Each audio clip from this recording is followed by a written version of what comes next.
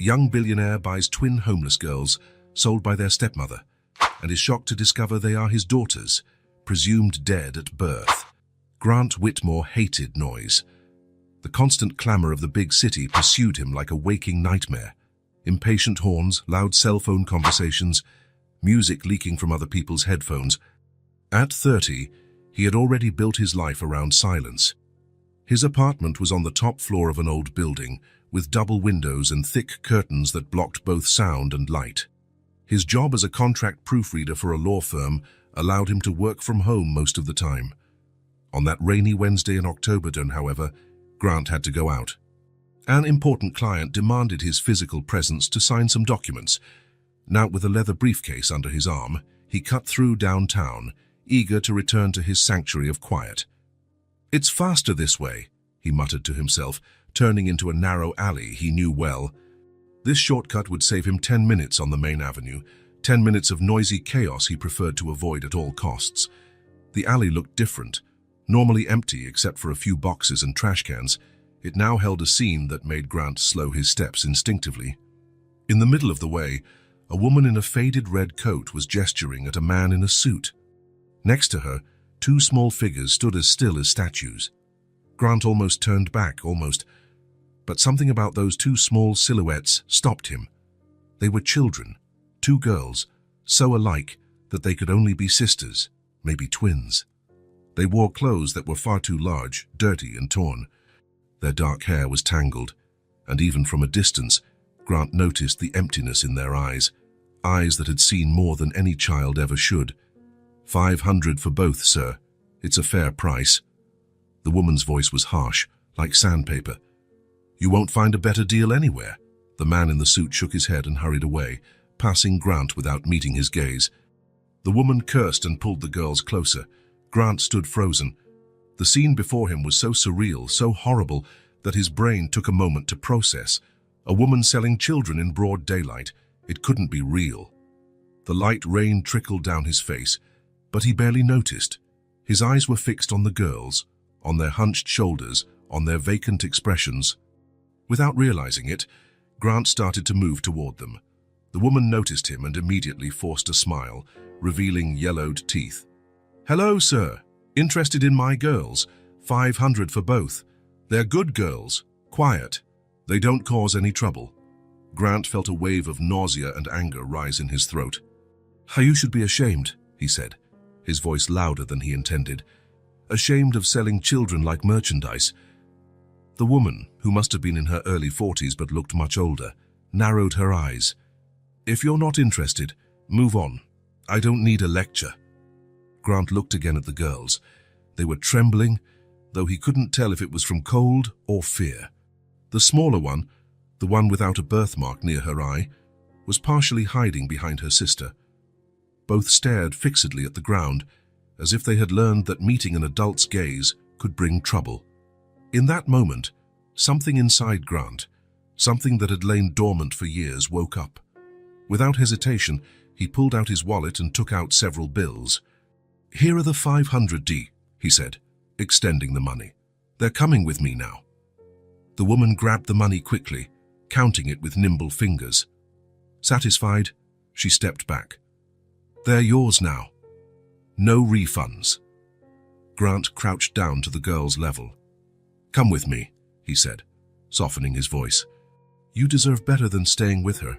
The children looked at him with distrust, then at the woman as if asking for permission. "Go," the woman said curtly. "He paid for you." Grant resisted the impulse to say anything else to the woman. Instead, he extended his hands to the girls. "It's okay. I won't hurt you." They didn't take his hands back, but when he began to walk, they followed him like little ghosts. The woman had already disappeared at the other end of the alley, counting the money. "What are your names?" Grant asked, once they were a safe distance away. The girl with the birthmark looked up briefly. "I'm Nora," she said in a voice so soft he had to lean in to hear. "This is my sister, Hazel." "I'm taking you to my home," Grant explained. "It's dry and warm there, and there's food." At the mention of food, he noticed a spark in their eyes. He took off his coat and placed it over their shoulders, covering them both like an improvised umbrella. The entire way back to his apartment, Grant wondered what on earth he was doing. He had spent his whole life building a fortress of solitude and silence after losing everything he loved, and now he was bringing 2 children home. It was madness. He knew nothing about kids. He knew nothing about being responsible for another human being. But looking at those small, frightened faces, something in him, something he had buried along with his hopes years ago, resurfaced. A protective instinct he hadn't realized still existed. When they arrived at his building, the doorman gave a curious look at the 2 small and wet figures following Grant, but asked no questions. In the elevator, the girls pressed themselves against the opposite wall, as if wanting to keep as much distance from him as possible. "I live on the top floor," Grant said, trying to break the ice. "It's a quiet place. You'll like it." No response, just 2 pairs of dark eyes watching his every move warily. When he finally opened the door to his apartment, he felt a strange embarrassment. The place was immaculately clean and organized, just the way he liked it, but it was obvious it wasn't a home for children. There were no bright colors, no toys, no sign of any life beyond his own. The walls were white, the furniture dark and minimalistic. The only personal touch was a bookshelf, carefully arranged by subject and size. "Come in," he said, holding the door. "Let's get dry and eat something." The girls entered slowly, looking around as if expecting a trap. Their bare, dirty feet left marks on the wooden floor. But for the first time in years, Grant didn't care about the mess. "The bathroom's over there," he pointed. "I'll get towels and—" He paused, realizing they would need dry clothes. "Wait here." In his bedroom, Grant frantically searched for anything that might fit. He found 2 clean t-shirts that would look like dresses on them. He also grabbed 2 unopened packs of socks, purchased and never used. It was the best he could offer at that moment. When he returned to the living room, he found the girls exactly where he'd left them, standing there soaked, making little puddles on the wooden floor. They seemed afraid to move without permission. "Here," he said, handing them the towels and clothes. "You can dry off and change in the bathroom. Then we'll eat." They took the items but didn't move. "Together," Hazel said, speaking for the first time. Her voice was even softer than her sister's, almost a whisper. "Can we go together?" "Of course," Grant answered, realizing they were afraid to be separated. "Of course you can. The bathroom is right there. Be careful. The water might be too hot. Let me know if you need help." While the girls were in the bathroom, Grant went to the kitchen and opened the fridge, staring at its limited contents. What do children eat? He had eggs, bread, some cheese, milk. He decided to make grilled cheese sandwiches, simple but comforting, and to warm some milk. He heard the bathroom door open and light footsteps in the living room. "Come here," he called from the kitchen. "The food is almost ready." The girls appeared in the doorway, transformed. Without the grime and in dry clothes, they looked different. Grant's t-shirts came down to their knees, and the socks, folded multiple times, were still too big for their small feet. They had combed their damp hair, long and dark, though it was still tangled in some places. "Sit down," Grant said, gesturing toward the table. "Please." They complied, climbing onto the chairs with some difficulty. Grant noticed how small and thin they were. Nora, the one who spoke first, seemed to be the older twin by a few minutes, taking on a subtle leadership role that many older twins carry. Grant placed the warm sandwiches on plates, along with cups of warm milk, and sat on the opposite side of the table. "Go ahead and eat." He didn't have to repeat himself.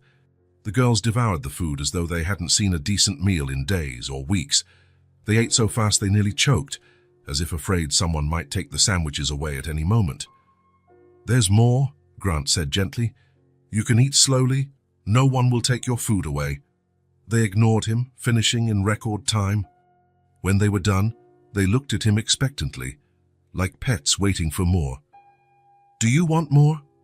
2 vigorous nods. Grant made more sandwiches, and once again the girls devoured everything. After the 3rd sandwich each, they finally seemed satisfied. Nora even leaned back in her chair, her eyes half closed in contentment. "Thank you," she murmured, surprising Grant. "You're welcome," he replied, feeling strangely moved by that simple word of gratitude. Night was falling, and Grant realized he needed to figure out where the girls would sleep. His apartment had 2 bedrooms, but the second one served as an office and was full of papers and books. "You can sleep in my bed," he offered. "I'll take the sofa." Hazel looked at her sister, who shook her head. "Can we stay here?" Nora asked, pointing to the plush rug in the living room. "Together?" Grant frowned. "On the rug? But it's not comfortable. The bed is big enough for both of you." "We're used to the floor," Hazel said, lowering her eyes. "In our stepmother's house, we slept in the basement. And Cheryl never let us use the bed," Nora added. "She said it was only for important people." Those simple statements squeezed Grant's heart in a way he hadn't felt in years. A mixture of anger and compassion filled his chest, a feeling so intense it caught him off guard. "I understand," he finally said, swallowing the lump in his throat, "but it's different here. You deserve a bed. You deserve comfort." The girls didn't respond, but their wary looks said it all. They didn't believe him, not yet. "That's all right," Grant agreed. "You can stay on the rug tonight if you want. I'll get some blankets." He improvised a bed on the rug with duvets and extra cushions. The girls lay down together, curled against each other like puppies seeking warmth. Grant covered them carefully and moved away, sitting on the sofa. "Good night," he said. "If you need anything, just call." "I'll be right here." "Good night," Nora replied, while Hazel just watched him with large, dark eyes. Within minutes, the girls were asleep. Exhaustion, stress, and finally the sense of safety had overcome them. Grant stayed there, watching them, their steady breathing, their small bodies finally relaxed. They looked even smaller in sleep, defenseless and vulnerable. What had he just done? He had literally bought 2 children in an alley. It was illegal, immoral, and completely out of character for his methodical, cautious nature. He should call the police, the authorities, social services, someone who knew what to do with 2 orphans. But seeing those kids sleep so peacefully, maybe for the first time in a long time, something stopped him from picking up the phone. He remembered his own loss, how his life had been shattered years ago. He remembered the pain, the loneliness, the void he had tried to fill with silence and order. "Tomorrow," he whispered to himself. "Tomorrow I'll decide what to do." Grant fell asleep right there on the sofa, never taking his eyes off the girls. His last thought before drifting off was that, for the first time in years, his apartment didn't feel so silent or so empty. He woke to the sound of soft footsteps. Opening his eyes, he saw Nora and Hazel standing before him, still wearing his oversized t-shirts, watching him with cautious curiosity. "Good morning," he said, sitting up and rubbing his eyes. "Good morning," they replied in unison, their voices still small but slightly more confident than the day before. "Did you sleep well?" They glanced at each other and then nodded. "Are you hungry?" Another nod. In the kitchen, Grant prepared what he had: scrambled eggs, toast, and some orange juice he found in the back of the fridge. Once again, the girls ate as if every meal might be their last, although this time a bit slower, allowing themselves to savor the food. "This is good," Hazel said, pointing to the eggs. "I've never had them like this." "They're just scrambled eggs," Grant said, surprised. "Dad used to make eggs sometimes," Nora explained, "but after he died, our stepmother just gave us scraps." After breakfast, still sitting at the table, Grant finally asked the question that had been on his mind. "Where did you come from? What happened to you?" The girls exchanged glances, the silent communication only very close siblings can have. "We lived with our dad," Nora began at last. "He was good to us. He worked a lot, but he always brought food." "He told us stories," Hazel added, a rare smile lighting her face for a moment. "Stories about princesses and dragons. But he got sick," Nora continued, the smile disappearing. "Really sick. He couldn't work anymore. Then he died." "I'm sorry," said Grant sincerely. "What about your mum?" "We never met her," Hazel said. "Dad said she left when we were babies." "After Dad died," Nora took over again, playing the role of spokesperson, "we stayed with our stepmother. She didn't like us. Never did." "She said we were a burden," Hazel added, looking at her empty plate. "That we cost money and were good for nothing. She used to hit us when Dad wasn't looking," Nora said, her voice trembling slightly. "After he died, it got worse, much worse. She locked us in the basement, Hazel said, for whole days sometimes, with no food. Then she sold us to Cheryl, Nora concluded. Said it was to pay what we owed her. Grant felt a lump in his throat. Cheryl is that woman in the alley? Nora nodded. She said she'd give us a new family, but... Her voice trailed off. But she just treated us badly, Hazel completed. Said we'd have to pay her back for what we cost her. Grant closed his eyes for a moment, trying to control the anger he felt. When he opened them, he saw that the girls were watching him apprehensively, as if worried he too could turn mean at any moment. You're safe now, he said, surprised by the conviction in his own voice. Nobody is going to hurt you here. I promise. The girls said nothing, but something in their eyes changed subtly. It wasn't trust yet, it was too soon for that, but maybe it was hope, a small fragile hope that Grant silently vowed not to destroy. I'll take care of you, he heard himself say, the words coming out before he could think them through, and for the first time in a long time since he had lost everything he loved, he felt the warmth of another presence by his side. He was no longer alone in that apartment that had once been too silent. Grant looked out the window. The day was clear. The previous night's rain had given way to a shy autumn sun. There was much to do: buy clothes, see a doctor, handle legal matters. But for now what mattered was that those two children were safe. And in some strange way he couldn't fully understand yet, they had brought something back into his life, something he thought he'd lost forever. Grant woke early the next morning. He hadn't slept well, thinking about what he needed to do next. Buying clothes for the girls was urgent, but something even more important worried him: their health. During their bath, he had noticed how their ribs were visible under pale skin. The dark circles under their eyes and their constant fatigue weren't normal for children their age. After a quick internet search, he found a pediatric clinic that accepted walk-in patients. He got dressed and went to the living room, where Nora and Hazel were still asleep, curled up under blankets. Girls, he called softly, crouching beside them. We have to go out today.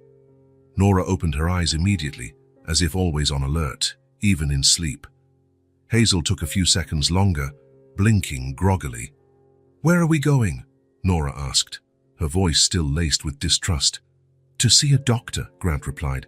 A children's doctor. Panic filled their eyes instantly. Hazel clung to her sister's hand.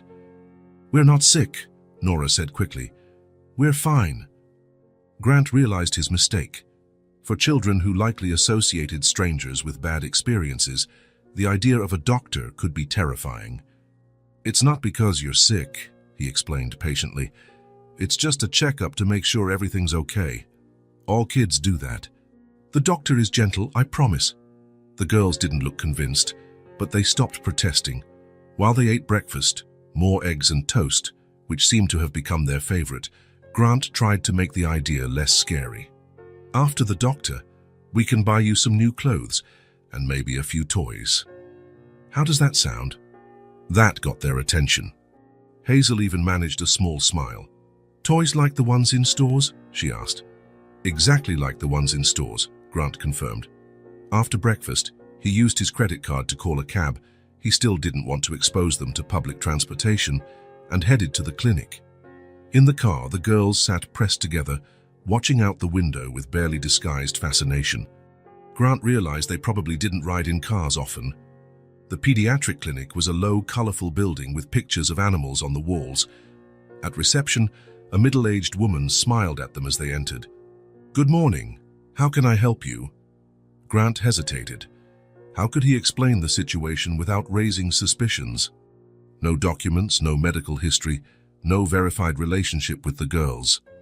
He took a deep breath. Good morning. I need these girls to be examined by a pediatrician. It's complicated. They're temporarily under my care, and I need a health assessment. The receptionist looked at the girls in their makeshift dresses, Grant's oversized t-shirts, and still tangled hair, her gaze softening. I see. I'll need some basic information, but we can handle that. Dr. Miller is on duty today, and he's great with kids. What are their names? Nora and Hazel, Grant answered. Nora and Hazel. His mind worked quickly. Giving his last name was premature, but he needed something. Sullivan, Nora and Hazel Sullivan. While the receptionist filled out the forms, Grant knelt to speak quietly with the girls. Don't be scared. The doctor just wants to see if you're growing well. Like a checkup, you know. Nora nodded seriously, while Hazel half hid behind her sister. 20 minutes later, they were called into the exam room. Dr. Miller was a man in his 50s with graying hair and round glasses. His kind smile seemed genuine. "Hello, Nora and Hazel," he greeted, lowering himself to their eye level. "I'm Dr. Miller. I'm very happy to meet you." The girls didn't answer, but they didn't recoil when he invited them to sit on the colorful chairs in the corner of the room. Grant stood, watching closely. "Do you know what a pediatrician does?" the doctor asked, holding up his stethoscope. When they shook their heads, he continued, "I'm a special kind of doctor who only takes care of kids. I help you grow strong and healthy. May I listen to your hearts? It's like a game." To Grant's surprise, the girls let the doctor examine them without protest. Dr. Miller was patient and gentle, explaining each step before touching them, asking permission with a respect that clearly surprised them. After measuring, weighing, and thoroughly examining both, he made some notes on his tablet. Then he turned to Grant. "Mr. Whitmore, may I speak with you for a minute? Girls, you can wait over there. We have some games and books on that table." The girls looked at Grant, who nodded encouragingly. Reluctantly, they went to the indicated table, but kept their eyes on him. Dr. Miller lowered his voice. "Mr. Whitmore, these children show clear signs of chronic malnutrition. Their skin is dry, their weight is well below what's expected for their age, and there are obvious vitamin deficiencies. Blood work will confirm, but I can see it in their eyes, nails, and overall pallor." Grant's heart tightened. "Is it serious?" "It's reversible," the doctor replied, "but it will take time. They're not in immediate danger, but they need consistent care. I also noticed some old bruises, especially on their backs and arms. Some look like they might have been caused by—" He hesitated. "By adult hands." Grant swallowed hard. "They came from a difficult situation. I'm trying to give them a better home." The doctor studied him for a moment, then nodded. "I can see that. And they seem to trust you, which is good. Kids who've been through trauma develop a sixth sense about trustworthy people." "What do I do?" Grant asked, feeling completely lost. Dr. Miller smiled kindly. "3 main things. First, a reinforced, balanced diet. I'll give you a list of nutrient-rich foods they need. Proteins, vitamins, or essential minerals. Second, establish a routine. Children who experienced instability desperately need predictability. Set times for waking up, eating, sleeping. This brings them security."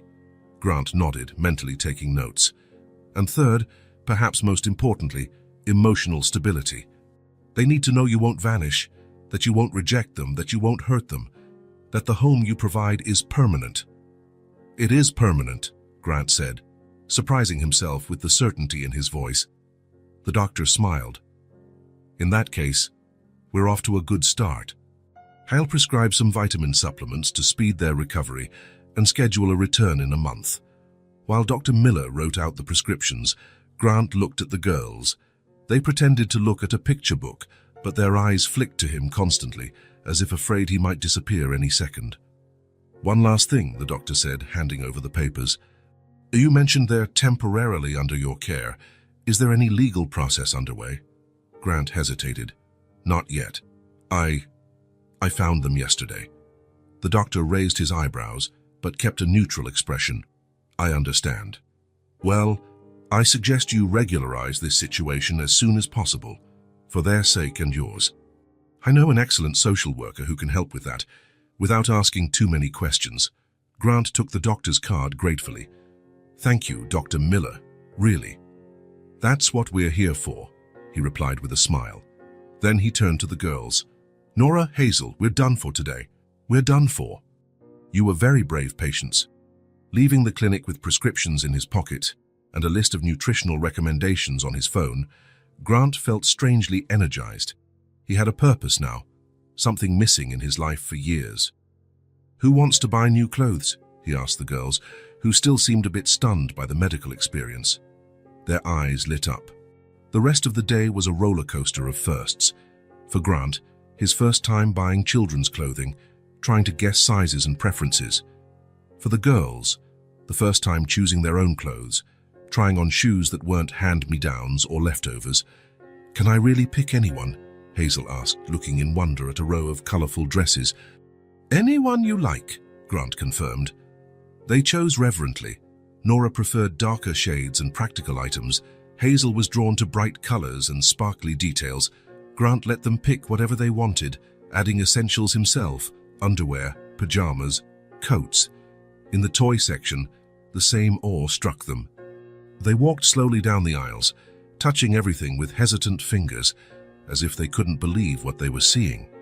"Can we really take one?" Nora asked, holding a doll with the same care one might have for a relic. "You can take a few," Grant replied. "Choose whatever you like." Nora chose the doll and a small doctor kit, perhaps inspired by the recent visit. Hazel grabbed a big teddy bear she could hug and a simple board game. Grant added books, building blocks, and more games they could play together. At the pharmacy, he bought the recommended supplements and took the opportunity to get children's hygiene products. At the grocery store, he filled the cart with items from Dr. Miller's list: fresh fruits, vegetables, lean proteins, whole grains. By the time they finally got home, they were all exhausted. "Let's put everything away and then rest a bit," Grant suggested, opening the door to his apartment. The girls stepped in carrying their lighter bags, refusing to let go of their new treasures. Grant followed with the rest of the purchases. Inside, he helped them organize their clothes in the drawers of the room he had hastily prepared for them, his old office, now cleared of piles of papers and boxes. "This is your room now," he said, watching Nora and Hazel gaze in amazement at the two small beds that had been delivered while they were out. An emergency online purchase he'd made the night before. "Tomorrow we can decorate it more if you like." "It's ours," Hazel asked incredulously. "Just ours." "All yours," Grant confirmed. "Always." In the kitchen, Grant put away groceries and prepared a nutritious lunch following the doctor's guidelines: grilled chicken, brown rice, and steamed vegetables. To his surprise, the girls ate it all, even the veggies children often reject. "Is it good?" he asked, watching how methodically they chewed. "Very good," Nora answered. "Better than any food we've had before." After lunch, while the girls explored their new toys in the living room, Grant sat at the kitchen table with a notepad. Following the doctor's advice about routine, he started drafting a schedule. 7 a.m., wake up, bath, brush teeth. 8 a.m., breakfast. 9 a.m., educational activities. 12 p.m., lunch. He stopped, realizing he didn't know what kind of routine would suit them best. They'd need school soon, but first he needed to gauge their educational level. And he needed to handle legal matters: guardianship, documents, registrations. "Grant!" Hazel's small voice pulled him from his thoughts. She stood in the kitchen doorway, holding something in her hands. "Yes, Hazel." "I found this in my new things." She showed him a small pink hair bow that came as a bonus with one of the dolls. Can I put it on you?" Grant blinked in confusion. "On me?" Hazel nodded shyly. "So you don't look so sad anymore. Your hair falls in your face when you think a lot." Grant felt something warm expand in his chest. Wordlessly, he crouched to her height. "Sure you can." With clumsy but determined fingers, Hazel pinned a small lock of Grant's hair with the pink bow. When she finished, she stepped back to admire her work and smiled, the first open, genuine smile he'd seen on her face. "Now you look nice," she declared. Nora appeared behind her sister, holding her new teddy bear. Seeing Grant with the bow, she let out a surprised giggle. "You look like a dad now," she said with a sincerity that pierced Grant's heart like an arrow. A dad. The word echoed inside him, stirring memories of what might have been, of what he had lost before ever having it. But now, looking at these two girls, who had somehow found their way into his lonely life, Grant felt he might be getting a second chance. "Who wants banana pancakes for dinner?" he asked, standing up with the pink bow still in his hair. "I do," they both shouted in unison, another first, the first time he'd heard them raise their voices in excitement instead of fear. In the kitchen, Grant set out bananas, eggs, and flour on the counter. "We'll do it together. You can help mix." As he showed the girls how to prepare the batter, he watched their faces light up.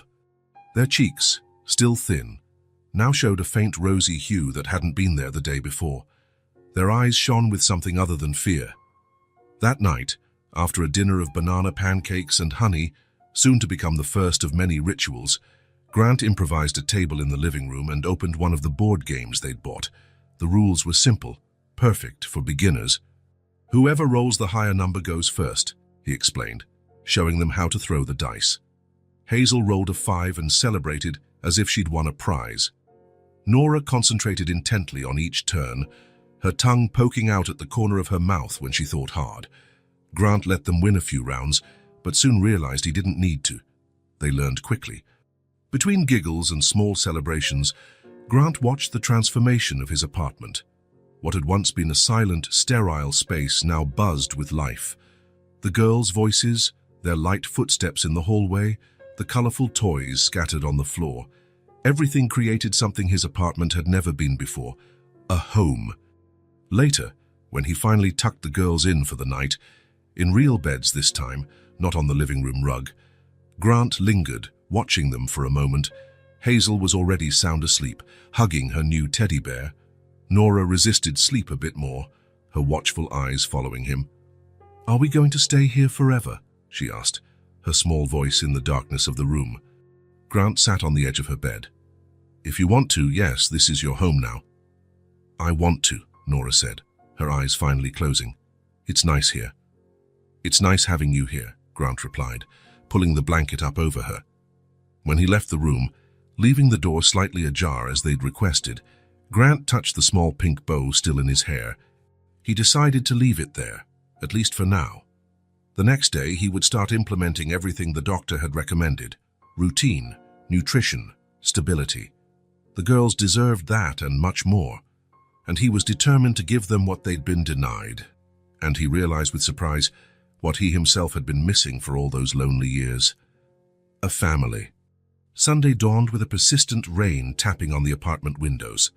Grant was seated in the kitchen, watching Nora and Hazel play with the puzzles they'd bought the day before.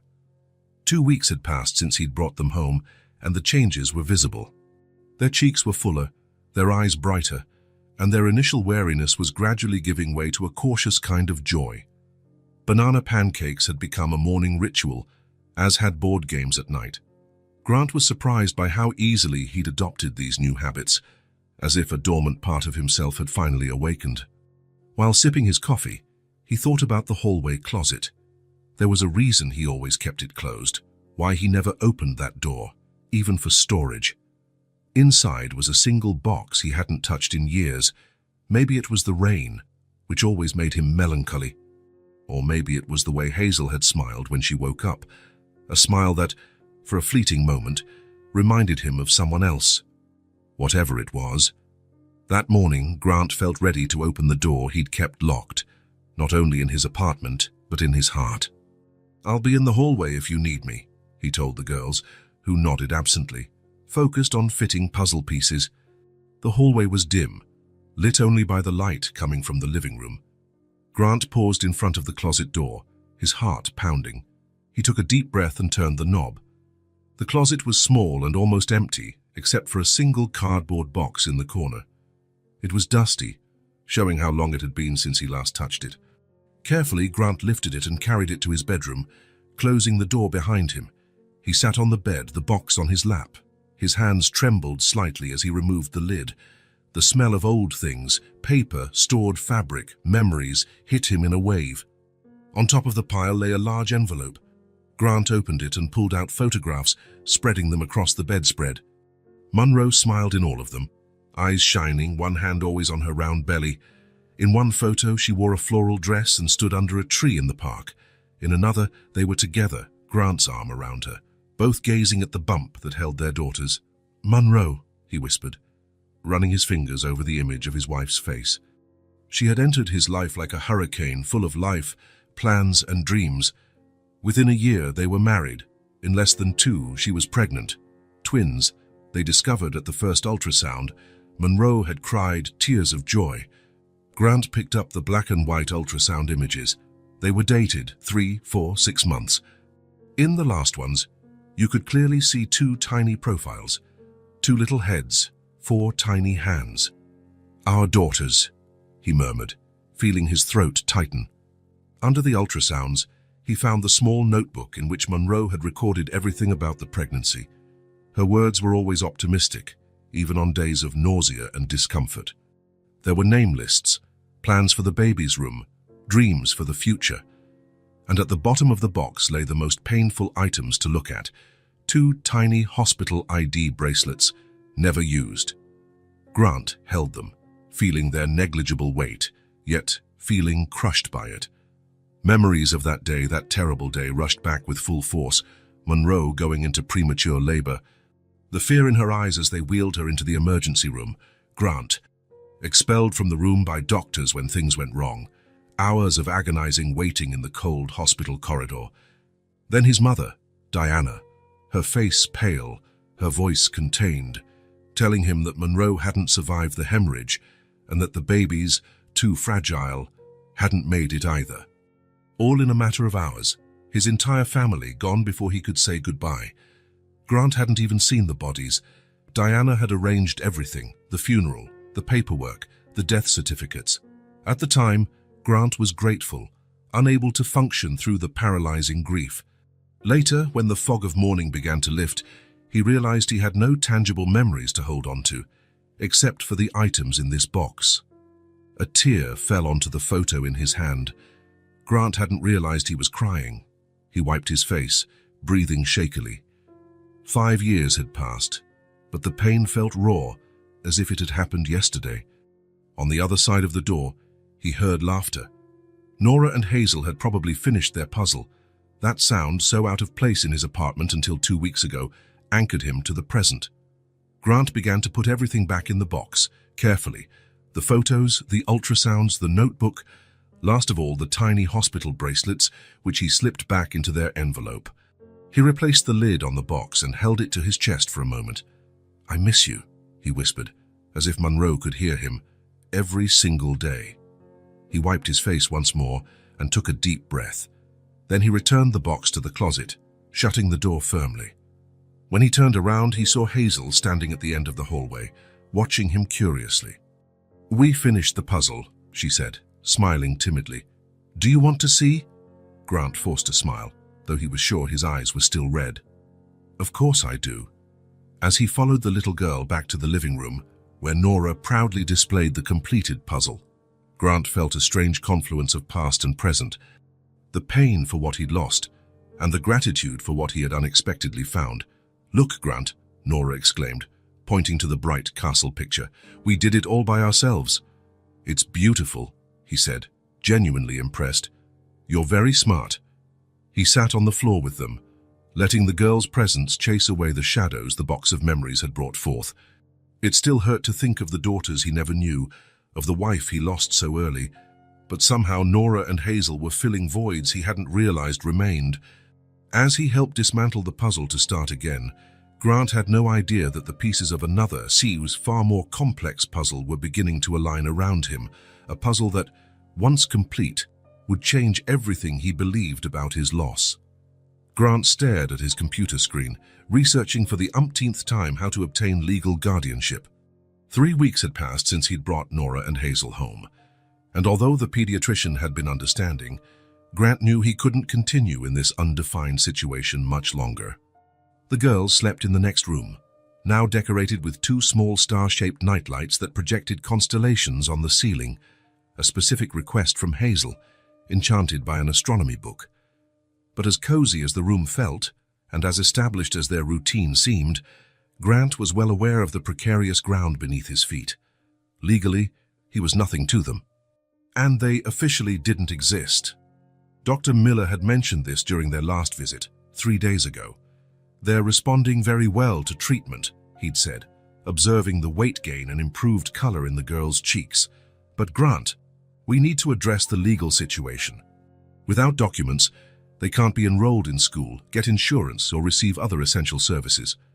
Grant had agreed, knowing he couldn't postpone the inevitable any longer. That was when the doctor handed him a business card. Richard Palmer, the best family attorney I know, discreet and efficient. Tell him I referred you. Now, late at night in his dimly lit kitchen, Grant looked at the card. He took a deep breath, realizing he couldn't wait any longer. He would call the lawyer in the morning. When dawn broke, the girls came running into the kitchen as usual, lured by the smell of banana pancakes. Over breakfast, Grant explained they had an appointment later that day. "We're going to see someone who'll help us with important paperwork," he said, trying to make the topic less intimidating. "What paperwork?" Nora asked, ever the inquisitive one. "Papers that say who you are and where you live. Documents." Hazel frowned in confusion. "But we already know who we are." Grant smiled. "Yes, but the rest of the world needs to know too. So you can go to school, see a doctor, travel." The girls exchanged looks, that silent communication they shared. "Is it gonna hurt?" Hazel asked, worried. "No, sweetie, just conversations and forms to fill out." By 10 o'clock, they were in Richard Palmer's office, a middle-aged man with kind eyes behind round glasses. His office was elegant yet welcoming, with comfortable chairs where the girls sat, each clutching a small teddy bear. Grant had called earlier, briefly explaining the situation. The lawyer showed no surprise or judgment, only professional pragmatism. "So, Mr. Whitmore," Richard began after introductions, "Dr. Miller gave me some background, but I'd like to hear it all in detail." Grant told the whole story, the alleyway, the girls' precarious state, how he'd taken them in. He only omitted the literal purchase, describing it instead as rescuing neglected children. Richard listened carefully, taking occasional notes. When Grant finished, the lawyer adjusted his glasses and sighed. "We have a complex situation, Mr. Whitmore. What you did was noble but legally questionable. However, there are pathways forward." He turned to the girls, who quietly played with their teddy bears. "Nora, Hazel, do you like living with Mr. Whitmore?" Both nodded vigorously. "Does he take good care of you?" "Yes," Nora answered. "He makes pancakes and takes us to the doctor and never yells. And he has games and books and lets me have a star nightlight," Hazel added. Richard smiled, turning back to Grant. "That helps a lot. Now, the first step is to establish their identities. We need to see if there are any birth certificates. What's their last name?" Grant hesitated. "They mentioned a last name when talking about their father. Sullivan, I think. But I've never seen any documents." Richard wrote it down. "We'll search the records. If we don't find anything, we'll have to create a plausible story.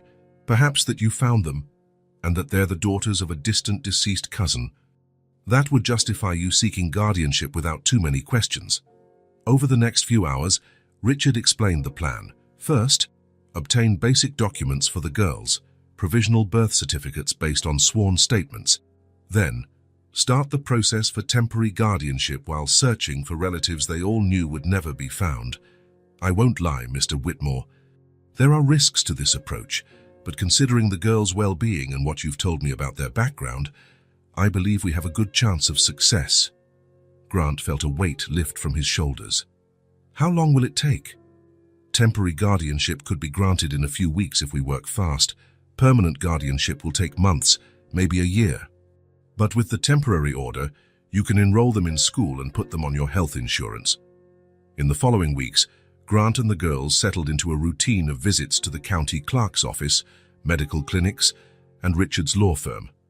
Each completed form, each official stamp, was a small victory in building their new identities. The pediatrician updated their vaccination cards, recording the doses they needed to catch up on years of neglect.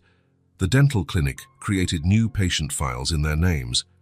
The county clerk's office, with Richard's mediation, issued provisional birth certificates based on testimony. Grant watched in amazement, as each new document seemed to give the girls more substance, not only physically but existentially. The most significant moment came when Richard entered his office a month after the initial meeting, holding an envelope. Judge Hernandez granted the temporary guardianship petition, he announced, handing the document to Grant. Congratulations, Mr. Whitmore. Legally, You are now the guardian of Nora and Hazel Sullivan. Grant opened the envelope with trembling fingers, reading the official decree where the girls' names appeared alongside his. A surge of emotion swept through him. Relief, joy, responsibility. That night at home, he explained to the girls what the document meant. It means now you officially live here. I'm responsible for you by law. No one can take you away. Hazel hugged the paper like it was a treasure, even though she couldn't read the words. Is it like a paper promise? She asked. Grant smiled. Exactly like that. Nora looked at the provisional birth certificate with her name printed, Nora Sullivan, along with an estimated birth date and their current address. Now we really exist, she said, a smile lighting up her face. Before, and it was like being invisible. Grant felt a lump in his throat. For him, these documents were necessary bureaucracy. But for them, they meant so much more. Confirmation they existed, recognition of their place in the world.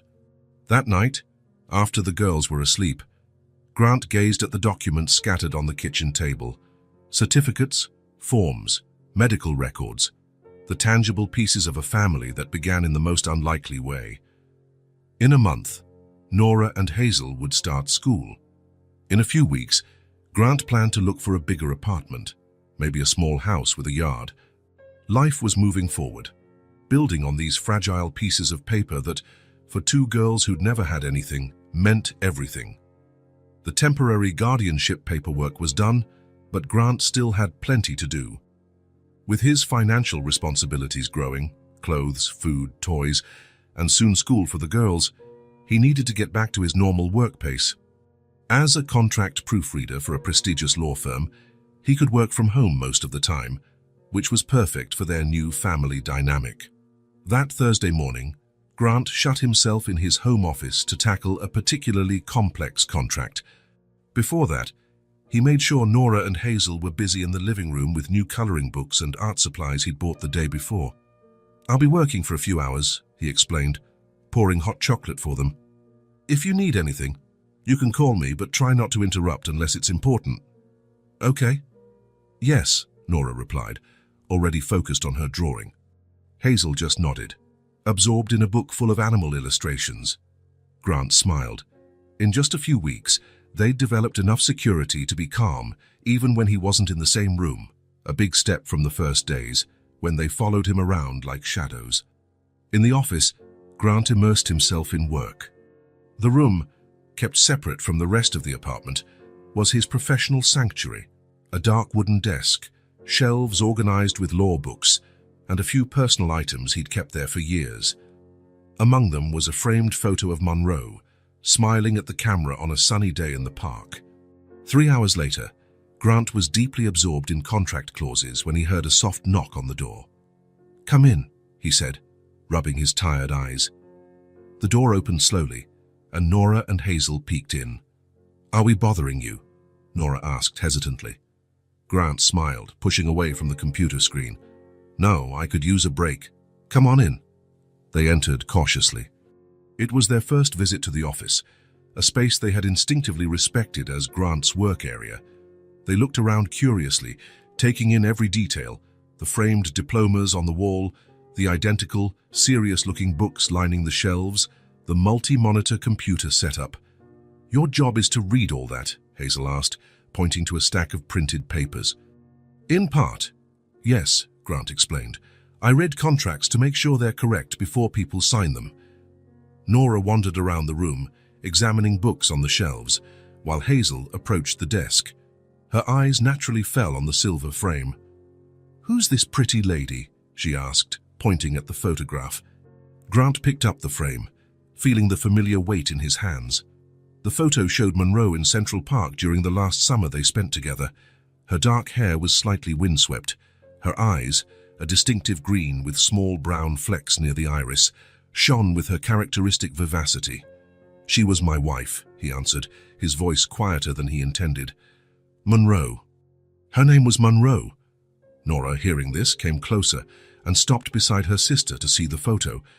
"Where is she now?" she asked. Grant took a deep breath before answering.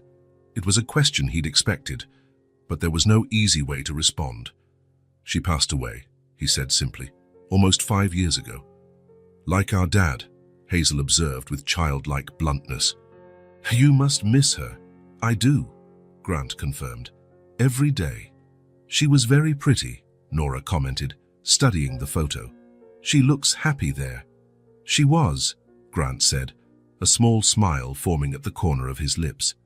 It was our anniversary. We had a picnic in the park. At that moment, with both girls leaning over the photo, something strange happened.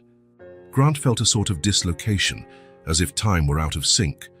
Looking at Nora, at the way her face lit up when she smiled, he noticed something he hadn't seen before. She had Monroe's slightly asymmetrical smile, curving more on the right side.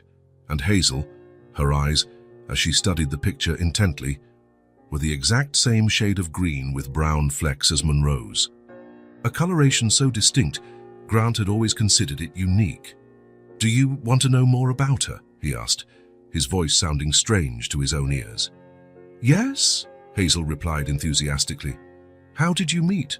Grant put the photo back on the desk, trying to ignore the odd sensation growing in his chest. We met in college. I was studying law, she was studying architecture. We literally ran into each other in the library. I knocked over a pile of books she was carrying. And then you fell in love, Nora asked, eyes shining with the simple romance of childhood. Not immediately, Grant smiled. She was pretty annoyed with me at first. But we ran into each other again a few weeks later at a coffee shop, and I made a better impression that time. As he spoke, he couldn't take his mind off the physical similarities he was suddenly noticing. The way Nora tilted her head slightly when interested in something, exactly like Monroe. The shape of Hazel's face, with high cheekbones and a delicate chin. Did you get married in a church? Hazel asked, seating herself in the chair across from the desk. In a garden, Grant answered mechanically, his mind racing. Monroe loved flowers. We had the ceremony in a botanical garden, just a few close friends. The girls kept asking questions about Monroe, what she was like, what she enjoyed, places they had visited together. Grant answered, but part of his mind was fixated on the uncanny physical resemblances that now seemed glaringly obvious. When Nora laughed at something he said about a disastrous honeymoon in Mexico, the sound sent a shiver down Grant's spine. It was the same laugh, that musical laugh so characteristic of Monroe, and when Hazel furrowed her brow trying to remember a question, the same small wrinkles formed between her eyebrows as Monroe's did when she focused intensely on a project. Did you two have kids? Nora asked innocently. The question hit Grant like a punch to the gut. No, he said after a pause. We never got the chance. It wasn't exactly a lie. Monroe had died in childbirth, and their babies, their daughters, also hadn't survived. At least, that was what he had always believed, what his mother had told him, what the doctors had confirmed, what the death certificate stated. But now, looking at the two girls before him, a disquieting doubt began to form in his mind. Their ages matched. The physical similarities were undeniable. Then there was that inexplicable instinct he'd felt in the alley, that compulsion to protect them, to bring them home, as if some part of him recognized them before his conscious mind did. Grant, Hazel called, noticing his prolonged silence. Are you sad? He forced a smile. Just remembering. Sometimes memories can be a bit tough. Our stepmother didn't like it when we talked about our dad, Nora said softly. She said it was a waste of time talking about the dead. It's never a waste of time to remember the people we love, Grant answered, reaching out to gently touch Nora's hair. Dark, slightly wavy hair, just like Monroe's. The conversation continued for a few more minutes, until the girls got distracted by other items in the office. Nora became fascinated by a glass paperweight that refracted light into colorful patterns, while Hazel examined a small shelf of decorative objects.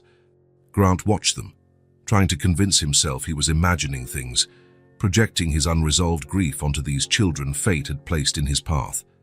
It was natural to look for connections, for patterns, especially after a traumatic loss. But as he watched them move around the office, the way Nora carried herself, the way Hazel walked, the small unconscious gestures, his sense of familiarity only grew. morphing into a disturbing certainty. "Who wants a snack?" he asked finally, needing a break from the confusing emotions consuming him. "I do," they answered in unison, running for the door. Following them to the kitchen, Grant shot one last glance at Monroe's photo. He could have sworn her smile looked different now, not just nostalgic, but as if harboring a secret he was beginning to suspect could change everything. 3 days had passed since that conversation in the office, and Grant couldn't get the similarities between the girls and Monroe out of his head. Every gesture, every expression, every laugh seemed like an echo of his late wife, and the feeling only grew stronger as time went on. He tried to push these thoughts away. It was irrational, insane. His daughters had died at birth. His mother had told him. The doctors had confirmed there were death certificates. Nora and Hazel were just 2 vulnerable children whom fate had placed in his path. And yet, on Sunday morning, Grant woke earlier than the girls. He prepared breakfast automatically, his mind still circling around that impossible question. While waiting for the banana pancakes, now an indispensable part of the morning routine, he decided to collect the used towels for laundry. In the bathroom, he picked up the towels scattered on the floor, smiling at the little signs of a child's presence that now filled his once stark apartment: rubber duckies on the edge of the tub, strawberry-flavored toothpaste, colorful slippers. He was about to leave when he noticed the 2 hairbrushes on the sink. One purple for Nora, one pink for Hazel, colors they had chosen at the store days ago. Tangled in the bristles were strands of dark hair. Grant set down the towels and picked up the pink brush. Something almost magnetic drew his eyes to those strands. Dark, slightly wavy hair, just like Monroe's. A shiver ran down his spine as a thought occurred to him. A thought so simple and obvious that he couldn't believe he hadn't considered it before. A DNA test. Scientifically, it could confirm or deny his absurd suspicions. If there was no relation, he could finally silence that insistent voice in his head and move on, loving the girls as adoptive daughters without the ghosts of the past. But if there was, Grant felt his stomach churn. If there was, it would mean a monstrous betrayal, a lie of unimaginable proportions. It would mean someone, and he had a strong suspicion, who had stolen his daughters, faked their deaths, and left them to fend for themselves. He looked again at the brushes. He couldn't keep living with this doubt. He had to know. Carefully, he opened the bathroom drawer and took out 3 small envelopes he usually used for receipts. Gently, he removed several strands from the pink brush and placed them in one envelope. He repeated the process with the purple brush, placing the strands in the second envelope. Finally, he pulled some of his own hairs and slipped them into the third. Sample 1, Sample 2, Sample 3, he labeled the envelopes, avoiding any names. He needed to stay objective, scientific. He couldn't let himself hope or speculate until he had concrete results. He slipped the envelopes into his pants pocket and returned to the kitchen. He arrived just in time to flip the pancakes before they burned. "Grant, are you okay?" Nora's voice surprised him. She stood in the kitchen doorway, still in pajamas, rubbing sleepy eyes. "I'm fine," he replied, forcing a smile. "I just got up early today, hungry." She nodded, taking a seat at the table. Hazel soon joined them, and breakfast went on as usual, though Grant hardly touched his food, his mind on the plan forming in his head. The next morning, after making sure the girls were occupied with a new puzzle, Grant made a phone call. "Gene Tech Laboratory, good morning," answered a female voice. "Good morning, I'd like information about paternity tests," Grant said, stepping into the hallway to ensure the girls wouldn't overhear. The attendant explained the process, simple, discreet, and relatively quick. He could bring the samples to the downtown lab, fill out a form, and in about 7 business days, he would have the results. Grant scheduled a visit for that same afternoon. He concocted a story about needing to meet an insurance broker and left, the 3 envelopes safely in his jacket's inner pocket. The lab was a modern, discreet building. Inside, a professional receptionist greeted him without asking many questions. Grant filled out the required forms, using only basic information and avoiding full names. "Would you like the results by email, or do you prefer to pick them up in person?" the woman asked. In person, he answered without hesitation. He didn't want such sensitive information floating around electronically. All right, in 7 business days, the results will be ready. Call before you come in, just to confirm. The days that followed were torture. Grant kept up the normal routine with the girls, breakfast with banana pancakes, playtime, bedtime stories at night, but his mind was always elsewhere, counting the hours until the results. Late at night, after they were asleep, he mentally revisited memories of Monroe's pregnancy, the birth, the funeral. He searched for flaws, inconsistencies. He recalled the confusion of those days, how he'd been kept away from the operating room once complications began, how he never saw the bodies, neither Monroe's nor the baby's. His mother insisted on closed caskets, claiming it was better that way, to spare him more pain. Diana Whitmore had always had problems with Monroe. She never fully accepted her daughter-in-law from humble origins, as she'd say in that typical tone of declining aristocracy, but to orchestrate a deception of that magnitude, separating a father from his daughters, it was monstrous, unthinkable. And yet, the pieces were starting to fit. When the 7th day finally arrived, Grant was on the verge of a nervous breakdown. He called the lab that morning, and the receptionist confirmed the results were ready. "I need to go downtown for something," he told Nora and Hazel during lunch. "Will you be all right on your own for an hour? I can leave you with cartoons, books, and a snack." The girls, who had gained considerable confidence after almost 2 months with him, assured him they'd be fine. "We can finish our castle puzzle," Hazel suggested. "And I'll make sure she doesn't eat all the cookies," Nora added solemnly, making Grant smile despite his anxiety. At the lab, the same receptionist handed him a sealed envelope. "Everything is in there, Mr. Whitmore. Would you like to open it here or have some privacy?" "I'll take it with me, thanks," he replied, his voice steadier than he felt. Grant couldn't wait until he got home. He parked near a city park and opened the envelope with shaking hands. Inside were several pages of complex graphs, tables, and scientific terms. Initially, the data confused him. There was a lot of technical information, genetic markers, compatibility percentages. Then his eyes landed on the conclusions, printed in bold at the end. Probability of paternity between sample 3, alleged father, and sample 1, 99.9997%. Probability of paternity between sample 3, alleged father, and sample 2, 99.9997%. The analyses demonstrate a biological paternal link. The world seemed to freeze around Grant. There it was, in black and white, confirmation of the impossible. Nora and Hazel were his daughters, his and Monroe's, the daughters he believed he'd lost at birth. Something shattered inside him. Tears came, intense and unstoppable. Grant slumped over the steering wheel, his body shaking with sobs that seemed to rise from the depths of his soul. It was an emotional storm, shock from the discovery, relief that his daughters were alive, rage at the monstrous lie, guilt for not suspecting sooner, and above all, an overwhelming love expanding in his chest until he thought it might burst. For nearly 5 years, he had lived under the shadow of their loss, mourning daughters who had actually been growing up somewhere else, likely suffering. And then, by some twist of fate, an alleyway, a heartless woman, an impulsive decision, they had found their way back to him. The cruelty and the miracle of the situation struck simultaneously. Who would do such a thing? Who would steal children from their father and toss them into the world to be mistreated? An image of his mother rose in his mind, prompting another wave of conflicting emotions. When his tears finally subsided, Grant looked at the photo on his car's dashboard. Monroe, smiling in her final summer.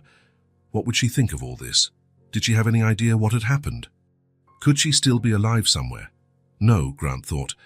Of that he was certain. Monroe really was gone. Her death was the only part of that tragic story that was true. But their daughters were alive. And by some cruel and wonderful miracle, they had found their way home.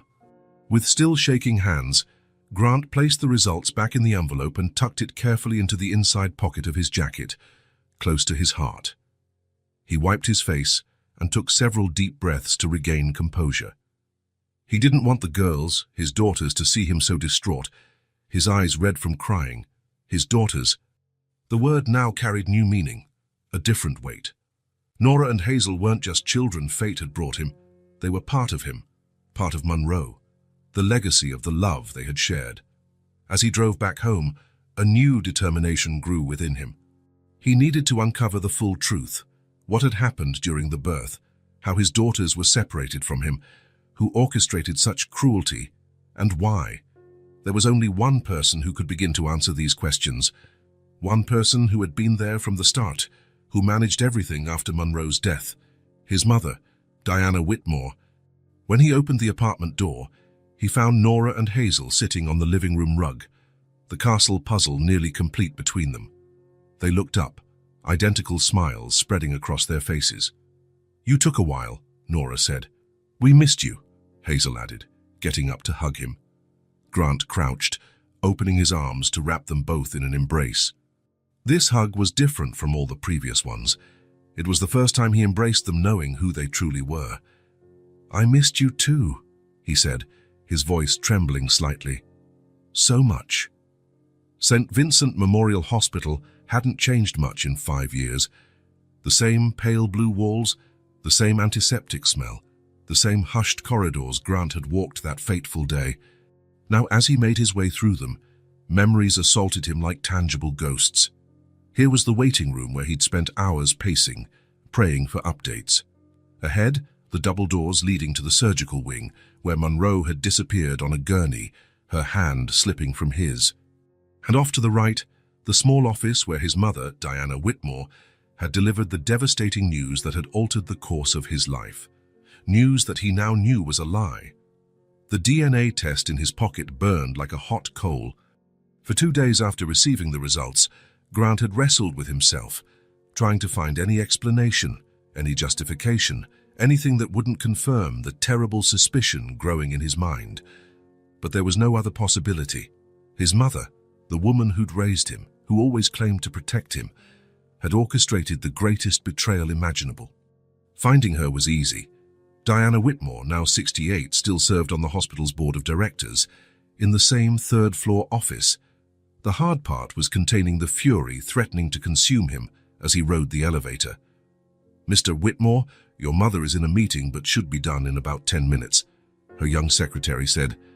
"Would you like me to let her know you're here?" "No," Grant replied. "I want it to be a surprise." He sat in the waiting area, hands restless on his knees. He had left Nora and Hazel with Mrs. Peterson, a retired neighbor who adored the girls and often offered to help. "Just for a few hours," he'd told her. "I have something important to take care of." Important didn't begin to describe it. This meeting would define not only his relationship with his mother, but the future of his daughters. Daughters who, by some perverse miracle, had found their way back to him. The office door opened, and men in suits exited, followed by Diana Whitmore.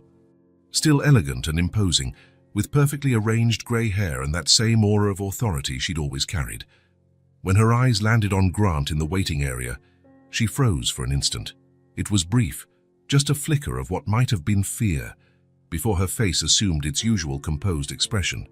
"Grant, what a wonderful surprise." Her voice was soft, but Grant detected the tension beneath it. "Why didn't you tell me you were coming?" "We need to talk, Mother," he said, standing up. "In private." Diana hesitated only a second before nodding. "Of course, come into my office." She turned to her secretary. "No interruptions, please." The office was exactly as Grant remembered, sparse and impeccably organized, with a view of the nearby park. Diana gestured for him to sit in an armchair, but he remained standing. "What's going on, son?" she asked, studying him with the eyes that always seemed to see beyond appearances. Grant withdrew the envelope from his jacket pocket and placed it on the desk. "This, Mother, I've discovered your lies." Diana looked at the envelope, her face blanching. "What are you talking about?" "My daughters didn't die at birth," Grant said, his voice trembling slightly but holding steady. "They're alive. And by some cruel twist, they found their way back to me." The silence that followed was thick, almost palpable. Diana didn't move or speak, only stared at the envelope as if it contained a death sentence. She began, but Grant cut her off. "No more lies." He opened the envelope and placed the DNA test results on the desk. Nora and Hazel, the girls I rescued in an alley 3 months ago, are my biological daughters. Mine and Monroe's. Diana closed her eyes for a moment.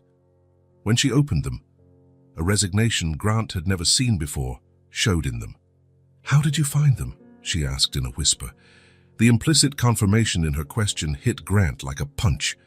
Up to that moment, a small part of him still hoped, prayed for another explanation. "So it's true," he said, almost voiceless. "You really did this. You stole my daughters from me." Diana straightened, reclaiming some of her usual posture. "I did what I thought was best for you, for the family." "Best?"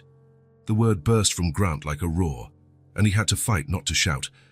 "How could lying about the death of my daughters be best for anyone? You don't understand." Diana walked to the window. "Monroe wasn't suitable. I always knew that from the start. She had no education, no resources, no refinement. When she died in childbirth, I saw a chance to fix everything." "Fix?" Grant felt sick. "My wife died, Mother, the woman I loved, and you saw it as an opportunity. To protect you, yes." Diana turned, her eyes suddenly hard. "You think you'd have been able to raise 2 newborns alone? It would have destroyed your career, your life. And for what?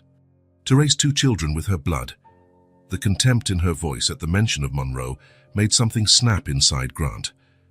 "So you took control of the birth, faked the death certificates, announced my daughters had died, all without telling me.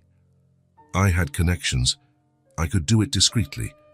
I arranged for a couple to adopt them, a good couple in Boston and with resources, education. But they didn't end up in Boston, did they?" Grant advanced, his voice low and dangerous. "Where did they go, Mother? Because I found them being sold in an alley after years of abuse by a stepmother." Diana turned pale. That wasn't supposed to happen. "The couple promised—" "What?" "Promised never to tell me. Promised to keep my daughters away from me forever. It was to protect the Whitmore legacy, Grant." Diana tried to regain some dignity. "You don't understand what it means to carry the Whitmore name. Generations of respectability, connections. Monroe was already a mistake, but the children, I couldn't allow it." Grant felt the air leave the room. The full extent of his mother's betrayal finally lay bare. It wasn't just about him or even Monroe. It was about prejudice, arrogance, control.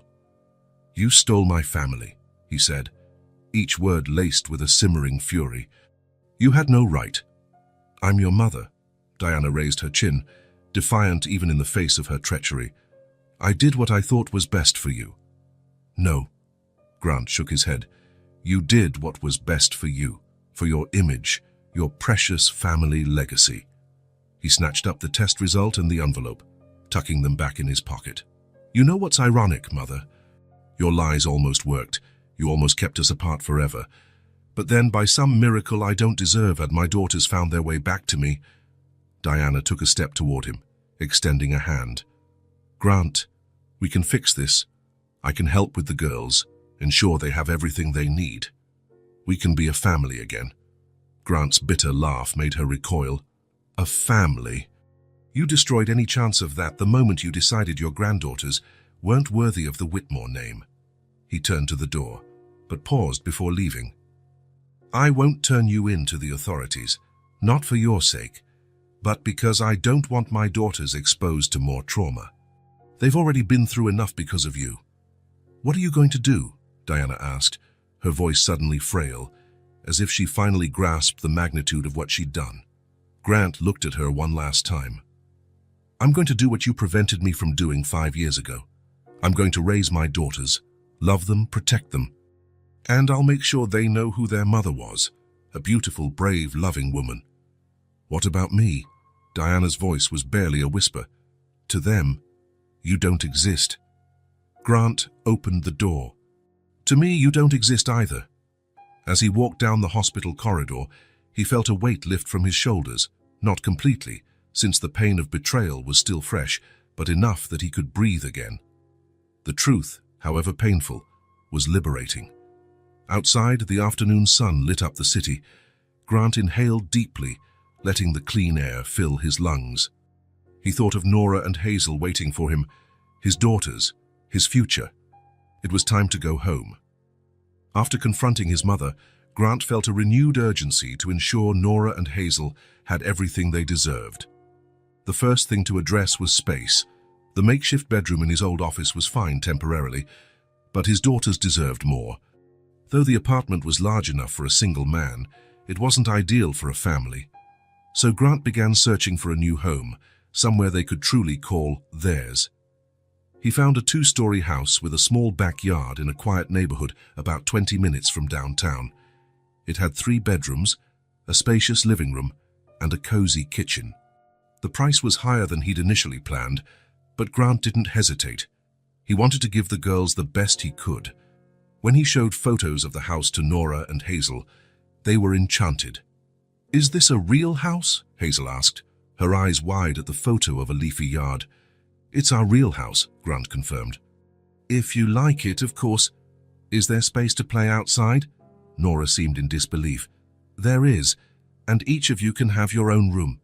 The girls exchanged surprised looks. "Separate rooms?" Hazel asked, suddenly worried. Grant smiled. "Or you can share a bigger room if you prefer. The third one could be a play or study room." The relief on their faces was immediate. Even after 3 months living with Grant, they still felt safer together, especially at night. "We want to stay together," Nora said, holding her sister's hand, "but a playroom would be cool." The move was completed in 2 weeks. Grant hired professionals to paint and prepare the house before they moved in. The girls' bedroom, the largest after the master, was painted a soft mint green, cheerful but neutral, with a pale blue ceiling reminiscent of the sky. On moving day, Grant had a surprise. After showing the rest of the house, he stopped outside the closed door to their room. "This is your room, but it's still empty," he said, hand on the knob. "I thought we could decorate it together. Exactly how you want." Nora and Hazel's eyes shone with a thrill that was still new to them, the possibility of choice, personal expression. When Grant opened the door to reveal the spacious room with freshly painted walls and polished wooden floors, they walked in reverently, as if entering a sacred space. "It's so big," Hazel whispered. "And so pretty," Nora added, spinning slowly to take it all in. Grant watched them from the doorway, his heart full. These were his daughters, his and Monroe's, and at last he could give them everything they should have had from the start. "How about we go shopping today?" he suggested. "We can pick out beds, dressers, shelves, and anything you want." That day, Grant witnessed a transformation in the girls. In the children's furniture store, their initial shyness dissolved into growing excitement as they realized they could really choose. Nora would point to one bed, then change her mind when she saw another. Hazel, usually quieter, held firm opinions about what she liked or disliked. "What do you think of these?" Grant asked, showing them 2 white wooden beds with rounded, classic-style headboards. The girls exchanged looks and nodded enthusiastically. "They're like princess beds," Hazel said, running her hand along the smooth wood. In the bedding section, he let them choose freely again. Nora went for a set with stars and planets in shades of blue and purple, while Hazel chose colorful flowers on a pale pink background, so different, yet complementing each other, just like their personalities. In the days that followed, the shopping continued. Grant took them to various stores, letting them explore every possibility. Together, they selected a fluffy, floral-patterned rug to cover most of the floor, 2 white dressers for their clothes, shelves for books and toys, and a desk where they could draw and eventually do homework. In a toy store, Grant watched how their eyes lit up at so many possibilities. Unlike the first time he'd taken them to buy toys, when they were still hesitant, they now explored with confidence, knowing they could voice their desires. Nora chose a brown-haired doll she could style, along with a set of miniature animals for her growing collection. Hazel was instantly drawn to a large, soft teddy bear in caramel color, with a blue ribbon around its neck. She hugged it immediately, burying her face in the synthetic fur, and Grant knew it was love at first sight.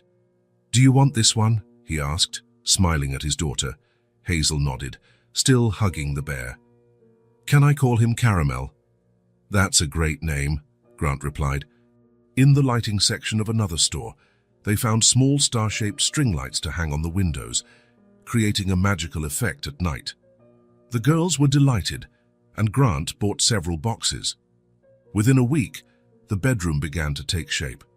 Grant assembled the furniture while the girls helped however they could, holding screws or pretending to read instructions they couldn't fully understand yet, which Grant found adorable. Together, they arranged the clothes in dressers, organized the toys on shelves, and hung the string lights around the windows and beds.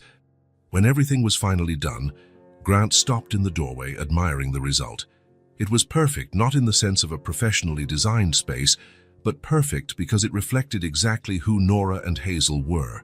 Every item had been chosen with care. Every detail felt important. It was a space that shouted home in a way no other room ever had. The girls ran into the room, spinning with arms wide open, marveling at their shared creation. "Look how pretty it is," Nora exclaimed, jumping onto her bed. Hazel, hugging Caramel the bear, twirled in the center of the room, her dress flaring around her. "Now this room is really ours," she said, her smile lighting up her entire face. Grant leaned against the doorframe, feeling a rush of emotions, both sweet and bittersweet. These were the beds they should have assembled 5 years ago. This was the room he and Monroe had planned to decorate together. But even without her presence, he had managed to create something special for their daughters. "Do you really like it?" he asked, though the answer was clear from their glowing faces. "It's the best room in the world," Nora declared, hopping off the bed to hug him. "Thank you, Grant," Hazel said, joining the hug. Grant knelt, holding them tightly, feeling both their fragility and the strength they shared in those small bodies. "So you're welcome, my little ones," he replied, his voice thick with emotion. With the house settled and the bedroom ready, it was time for another important step: school. With their paperwork now in order, definitive guardianship still pending, but the temporary order was enough. Grant found a well-regarded elementary school just a few blocks from their new home. The principal, Mrs. Reynolds, a middle-aged woman with kind eyes behind brightly colored frames, met with Grant and the girls for an initial evaluation. "They've never attended school before?" she asked, surprised but not judgmental. "They had a complicated family situation before they came to live with me," Grant said carefully, mindful of the girls' presence. "They had no formal education." Mrs. Reynolds nodded understandingly. After chatting with the girls and giving them simple tests, she determined that despite their delay, both were bright and curious. "We'll place them in our Level Up class initially," she explained. "It's a smaller group with teachers specialized in helping children catch up to their age level. With their progress, they might join the regular class next semester." On the first day of school, Grant felt a kind of anxiety he'd never known. He dressed the girls carefully: new uniforms, colorful backpacks, lunch boxes with sandwiches, and fruit he prepared meticulously. He braided Hazel's hair into 2 pigtails as she'd requested, and helped Nora tie the laces on her new sneakers. "Are you nervous?" he asked, adjusting the strap on Nora's backpack. "A little," she admitted. Hazel only nodded, clutching Caramel to her chest. Grant had allowed her to bring the bear on this first day for comfort. "It'll be fun," he assured them, trying to sound more confident than he felt. "You'll meet other kids, learn new things. I'll be right here at the door when you come out." He accompanied them to the classroom, where their teacher, Miss Lauren, a young woman with a warm smile, greeted them enthusiastically. Grant watched, heart tight, as they sat in small, colorful chairs, looking both lost and fascinated by the new environment. "They'll be fine," the teacher assured him, noting his reluctance to leave, and they were. In the following weeks, Nora and Hazel thrived at school. They began recognizing letters, counting to 20, singing children's songs they repeated endlessly at home. They made friends, shyly at first, then with growing confidence. Grant received regular updates from Miss Lauren, all highlighting their remarkable progress. "They have an admirable thirst for learning, the teacher said during a meeting. "They soak everything up like sponges." Grant's favorite moment, however, was dismissal time. He'd wait at the school gate with the other parents, watching the main door anxiously. Then, like magic, they'd appear, Nora usually in front, then Hazel holding her sister's hand. Their eyes would scan the group of adults until they found Grant. What happened next never failed to move him. Their faces lit up with brilliant smiles, and they ran toward him, backpacks bouncing, small feet slapping the pavement until they threw themselves into his open arms. No words were needed, just a tight hug, the warmth of their small bodies against his, the smell of pencils and glue, and the innocence they somehow still possessed. It was a gesture that said more than any thank you could, a gesture of gratitude, trust, and love in its purest form. On the way home, they chatted non-stop about their day, what they learned, new friends, the small dramas of the playground. Grant listened to every word, taking in their excitement and concerns as if they were the most important things in the world, because to him they were. At night, after dinner and bath time, their established routine continued with bedtime stories in the room they had decorated together. The starry lights glowed softly, creating a magical ambiance as Grant read fairy tales, adventures, and mysteries. Nora usually fell asleep first, curled under her star-patterned comforter. Hazel held out a bit longer, hugging Caramel, as if savoring every moment she could in that safe space. "Grant," she called one night, just as he was getting up to leave. "Yes, sweetie." "I really like our room." He smiled, tucking the blanket around her. "I do too, you girls made great choices." "And I like our house." "And school," she hesitated, her eyes shining in the dim light. "And you." Grant felt his heart swell in his chest. "I like you too, Hazel, more than I can ever explain." She smiled sleepily, her eyes drifting closed. "Good night. Good night, little one," he whispered, leaning in to kiss her forehead. Leaving the door slightly ajar, as they preferred, Grant paused in the hallway to glance back at his daughters, sound asleep. The room they had created was more than a physical space. It was a symbol of the home they were building together, the family they were becoming, and the future they would share. A future that, despite all the obstacles and betrayals of the past, now shone with infinite possibilities. Autumn had arrived with its golden colors and cooler air. The trees in Grant's small backyard were turning shades of red and orange, creating a natural tapestry that delighted Nora and Hazel. That Sunday afternoon, they played among the fallen leaves, building small piles they'd jump into, giggling at every burst of color. Grant watched them from the porch, a cup of coffee in his hands, his face showing the contented smile that had become frequent in recent months. School was going well. The house finally felt like a home, and the adoption papers were nearly complete. Though legally, they didn't need confirmation of what everyone already knew. They were a family. The doorbell interrupted his thoughts. He wasn't expecting anyone. Maybe it was Elaine, the next-door neighbor, who often dropped by with leftover pie or homemade cookies. But when he opened the door, he saw someone he never expected to see. Diana Whitmore stood there at the entrance of his home, his mother, whom he had neither seen nor spoken to since that confrontation at the hospital 3 months ago. His first instinct was to close the door immediately, but something held him back. Perhaps it was the state she was in, so different from the imposing woman he'd always known. She seemed smaller somehow, older. Her hair, usually perfectly styled, showed stray gray strands. Dark circles lay under her eyes, and her hands, typically steady, trembled slightly around a worn handbag.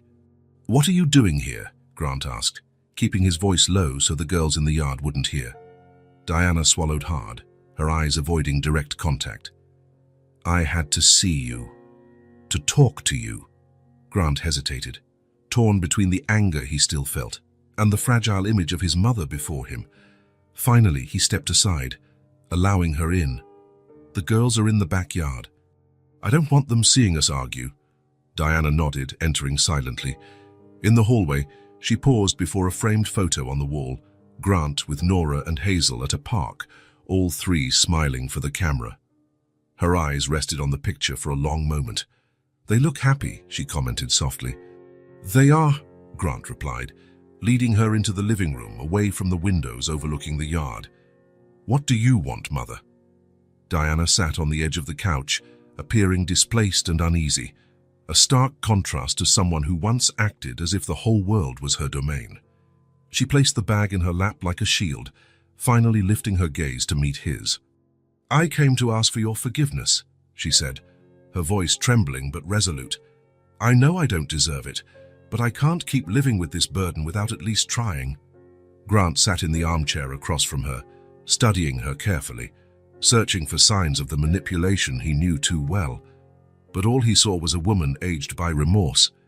"I was unfair and prejudiced," Diana continued, her words seeming difficult to say. "I thought your wife, coming from a humble background, would tarnish our family. I only cared about the Whitmore name, about reputation and appearances, things that felt so important then but are now obviously hollow." A tear escaped, sliding down her lined face. Grant couldn't recall ever seeing his mother cry before. "I lost you, my only son, and only now do I truly understand what that means. I miss you, and after our estrangement I live with guilt every day." Diana took a shaky breath, her voice nearly a whisper. "Forgive me." Grant felt a whirlwind of emotions, anger for what she had done, for nearly costing him everything, but also a strange compassion for the broken woman before him, and an understanding that clinging to hatred would only bring more suffering to both of them. He stood and walked to the window. Outside, Nora and Hazel now took turns on a swing he'd hung from a sturdy tree. Their laughter reached his ears even through the glass, pure and innocent. Those children, his daughters, had been through so much: abandonment, abuse, uncertainty. Yet here they were, able to laugh, to trust, to love. If they could overcome so much, shouldn't he at least consider the possibility of forgiveness? Not for Diana, not entirely, not yet, but for Nora and Hazel, for Monroe, who always believed in the best of people. And maybe most importantly for himself. "Why now?" he asked, still turned away. "Why come asking for forgiveness after all these months?" Diana paused. "Because I finally understand what I lost. Not just my son, but the chance to know my granddaughters. The chance to be part of something bigger than my own pride." She paused again. "And because I spent so many years trapped in conventions and appearances that I forgot what truly matters. Life's too short for that, Grant. I realized it too late." Grant turned around, studying the face he knew so well, yet had never seen so vulnerable. "How can I trust you again?" "You can't," Diana said simply. "Not yet. I can only ask for a chance to show you I've changed, that I've learned." Grant's eyes returned to the backyard, where his daughters were now collecting particularly pretty leaves and placing them in small plastic bags, a school project for making autumn collages. His chest tightened as he realized they deserved all the family they could have. "For them," he said at last, turning back to Diana, "I'll let you try to earn our love again, but no more lies." Diana stood, her hands still shaking. "That's more than I deserve. Thank you."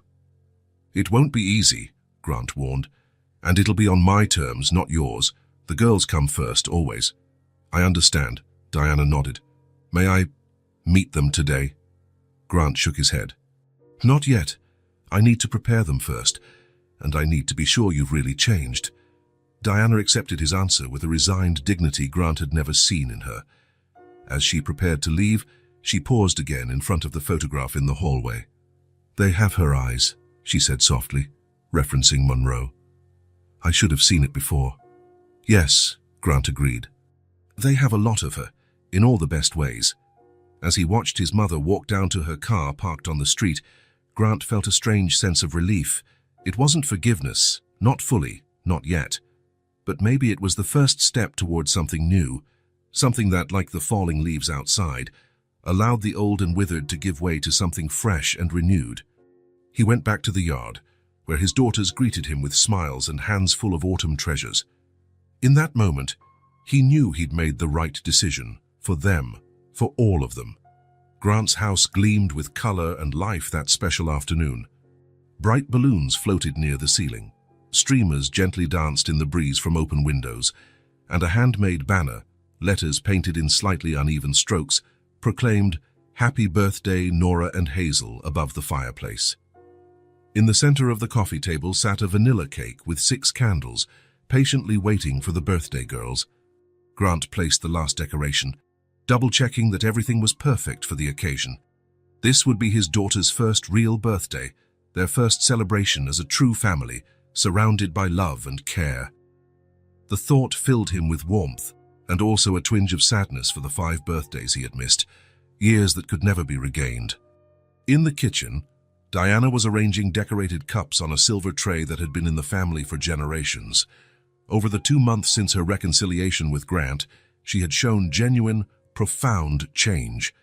Beginning with brief, carefully supervised visits, she gradually became a constant, loving presence, always respecting the boundaries Grant set, never rushing the process of healing. "The tea is ready," she announced, stepping into the living room with the tray. Her eyes, softer than they'd ever been, roamed over the festive decor. "Everything looks absolutely lovely, Grant." "I hope they like it," he replied, adjusting a stack of brightly wrapped presents with elaborate ribbons. Among the packages was one special gift, still hidden, a newly arrived court document, elegantly framed, formalizing the girl's adoption. Although they were his biological daughters, Grant had pursued the legal process to secure his parental rights beyond question. The sound of light footsteps on the stairs drew both of their gazes upward, anticipation in their eyes. Elaine, the neighbor who had become the family's close friend, had helped dress the girls for the surprise, keeping them entertained upstairs while final preparations were made. "Here they come," Diana whispered, nervously adjusting her pearl necklace and smoothing an imaginary wrinkle in her pale blue dress. When Nora and Hazel finally entered the room, a joyful chorus of surprise greeted them. Grant, Diana, Elaine, and a few school friends with their parents, all invited to the small but meaningful celebration. The girls froze in the doorway, utterly amazed. They wore brand new dresses chosen especially for the occasion, Nora in a sky blue dress embroidered with tiny silver stars on the skirt, Hazel in a soft pink dress with delicate flowers that seemed to dance with every move. Their hair, now shiny and healthy, so different from their first days, was adorned with ribbons matching their dresses. "All this is for us?" Hazel asked, her eyes traveling around the colorful room, barely believing what she saw. "All for you," Grant confirmed, kneeling down to welcome them in a warm hug. The afternoon passed in a swirl of games and laughter that filled the house with a sparkling sound. Grant watched, fascinated and grateful, at the complete transformation of his daughters from the day he'd found them in that dark alley. Now they were typical children, joyful, confident, and visibly thriving under the warmth of a loving home. Diana, for her part, devoted herself wholeheartedly to the granddaughters she'd nearly lost forever to her own pride and prejudice.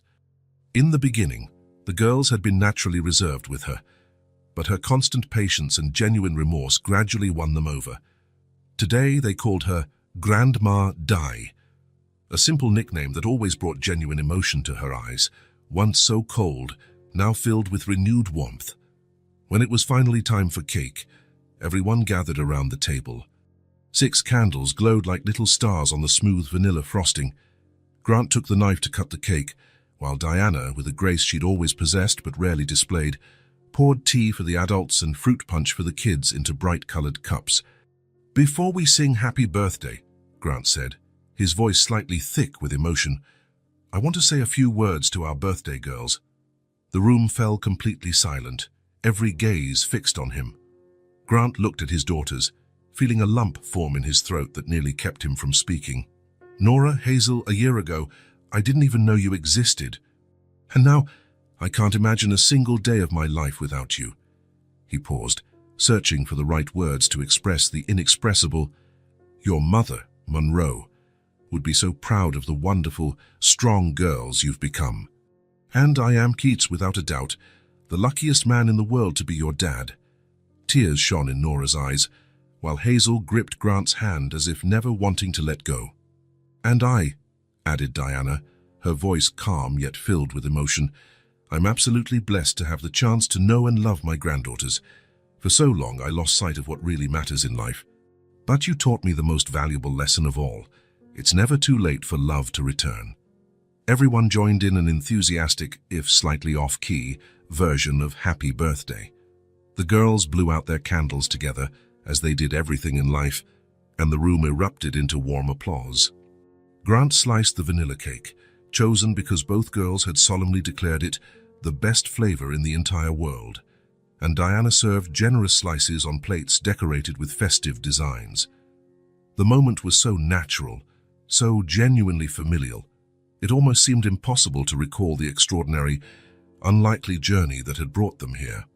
After the guests left and the gifts had been opened amidst exclamations of joy, when the house finally quieted under the gentle glow of dusk, Grant gathered Diana and the girls in the living room, illuminated by the sun's golden farewell.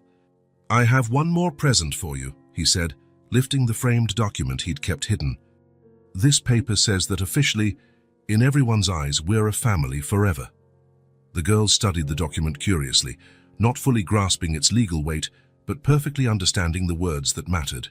Family and forever. "Really forever?"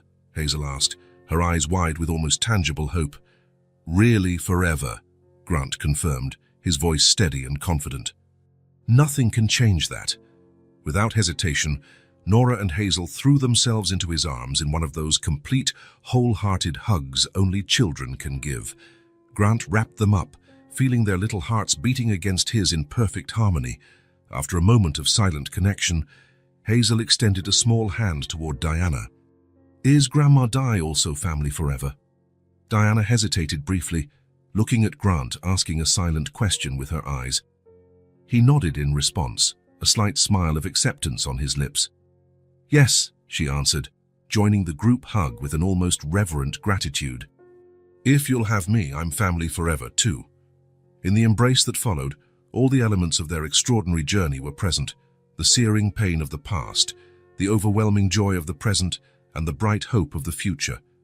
A family forged by the deepest sorrow, shaped by the hardest forgiveness, and finally sealed by the love that, against all odds, found its way back home to stay.